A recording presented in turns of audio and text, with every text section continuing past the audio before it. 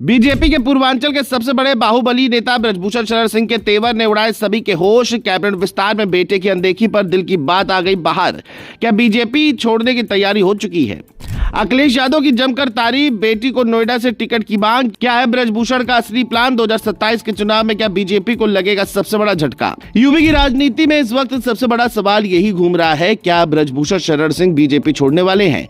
क्या अंदर ही अंदर इतना बड़ा विवाद चल रहा है कि अब मामला बागपत तक पहुंच चुका है? और सबसे बड़ा सवाल, क्या अखिलेश यादव इस मौके का फायदा उठाने की तैयारी में है? जिस नेता को कभी बीजेपी का सबसे ताकतवर क्षत्रिय चेहरा माना जाता था, वही नेता अब लगातार ऐसे बयान दे रहा है जिससे सियासी हलचल तेज हो गई है। हाल ही में उन्होंने एक ऐसी शायरी पोस्ट की जिसने पूरे यूपी की राजनीतिक गलियारों में तूफान खड़ा कर दिया। लिखा गया, शोहरत की बुलंदी भी पल भर का तमाशा है, जिस साख पर बैठे हो वो टूट भी सकती है।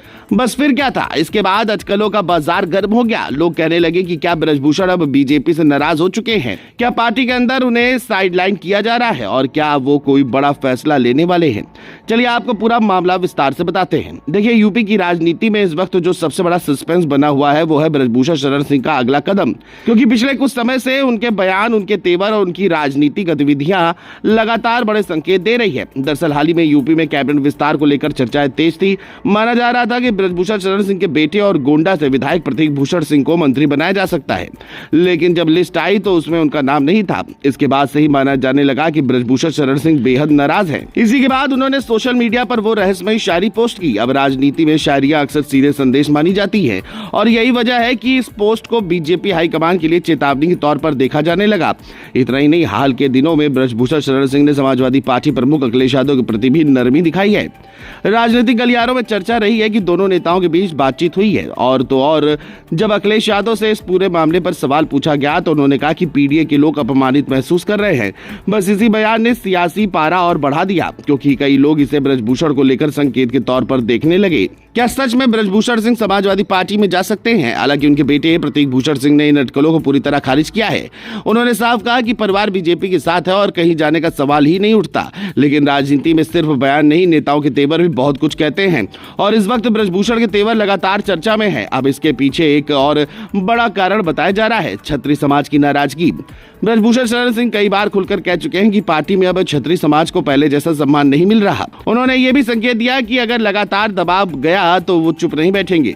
यही वजह है कि उनके समर्थकों के बीच भी बेचैनी बढ़ती जा रही है। कई राजनीतिक जानकार मानते हैं कि 2027 विधानसभा चुनाव से पहले बीजेपी किसी भी हालत में ऐसा रिस्क नहीं लेना चाहेगी जिससे पूर्वांचल और अवध के बड़े क्षत्रिय वोट बैंक में नाराजगी बढ़े।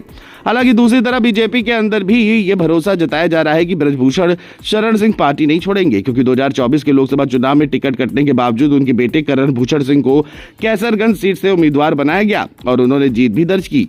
यानी पार्टी ने परिवार को पूरी तरह किनारे नहीं किया, लेकिन राजनीति में सम्मान और ताकत दोनों बहुत मायने रखते हैं। और यही वजह है कि ब्रजभूषण शरण सिंह के हर बयान पर अब सबकी नजर टिकी हुई है। अगर आने वाले दिनों में उनके तेवर और ज्यादा आक्रामक होते हैं तो यूपी की राजनीति में बड़ा भूचाल आ सकता है, क्योंकि ब्रजभूषण सिंह एक नेता नहीं बल्कि जमीन पर मजबूत पकड़ रखने वाले चेहरों में गिने जाते हैं। फिलहाल सच्चाई जो भी हो, लेकिन इतना जरूर साफ है कि यूपी की राजनीति में ब्रजभूषण सिंह का नाम इस वक्त सबसे ज्यादा चर्चा में है। उनके एक एक बयान से सियासी हलचल मच रही है और 2027 की लड़ाई की पटकथा अभी से लिखी जाती दिखाई दे रही है।